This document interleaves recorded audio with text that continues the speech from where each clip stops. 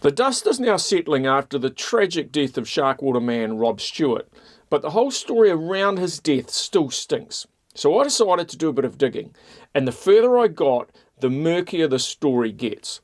We have a convicted felon who's gone to ground, a company allegedly selling rebreathers illegally to Libyan terrorists, false certificates on cheap Chinese tanks, several bankruptcies, and in the middle of all this malarkey, the death of the world's foremost shark advocate. Let's go back a bit though. Rob Stewart was the man behind Sharkwater, and he was in the process of making a sequel movie, Sharkwater Extinction.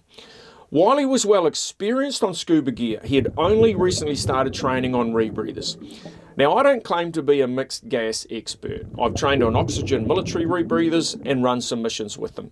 But there are many people way more qualified than me to comment on the merits or otherwise of Rob Stewart and the dives that ultimately led to his death. So I took the time to speak to a few of them. According to a since-deleted Facebook post, dive instructor Peter Sotis put Stewart through a rebreather trimix course in late January. Shortly after, they embarked on the fateful trip where they nearly completed 3 dives to a depth of 200 feet in a single day. Now this sets off all sorts of alarm bells. The rebreather experts I spoke to all said it would be madness for an experienced diver, let alone someone like Rob, who had only just completed Module 3 of his training. On reaching the surface at the end of the 3rd dive, initial reports claimed that Sotis blacked out and the boat crew began administering oxygen to him. While this was happening, Rob was still in the water and he also blacked out, but with the boat crew otherwise occupied, he sank to his untimely death. Sotis later claimed he never blacked out at all. Now I find this really hard to believe, although if it is the case, it makes things look even worse. If Sotis was still lucid on servicing, why was he not with Rob, ensuring he completed the dive? And why was Sotis pulled from the water first rather than a student?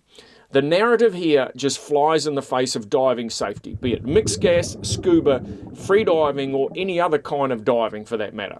Either way though, Sotis was responsible for the dive, he was responsible for Rob Stewart, and he failed in his duty of care.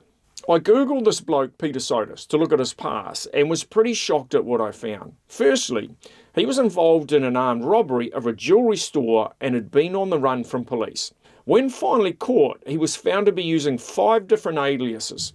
A judge sentenced Sotis to 3 years in prison, and on release, he supposedly turned his life around, founding his company Helium, which specialised in rebreathers.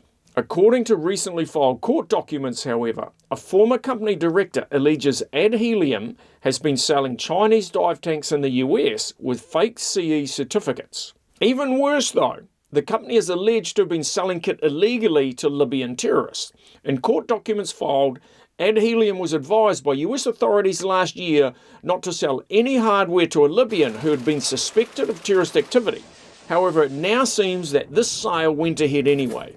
On top of all this, a disgruntled shareholder recently withdrew a large chunk of cash from the Helium bank account, forcing the company's closure.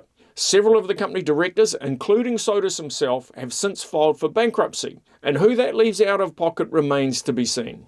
At the end of this trail, though, is the tragic death of a man who single-handedly put shark conservation into the public consciousness. The Helium website claimed Rob Stewart mysteriously disappeared, but there is no mystery to this. The death of Rob Stewart lies firmly at the flippers of Peter Sotis.